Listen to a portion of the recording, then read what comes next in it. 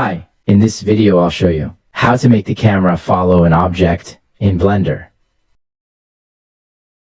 Let's start. Go to the left top corner, and when the cursor changed across, press the mouse left click and drag to the right.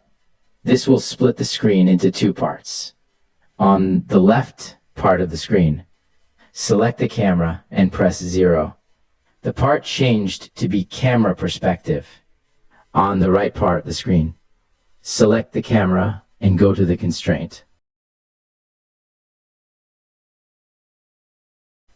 And select Add Object Constraint.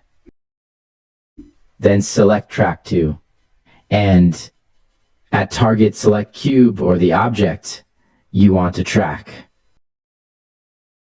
Also, you can use the eyedropper to select your object. Select the cube and move it forward, backward, front back, left, and right. You'll find that the camera follows the cube at the left part of the screen. Please subscribe, like, and share. Thanks for watching. Goodbye.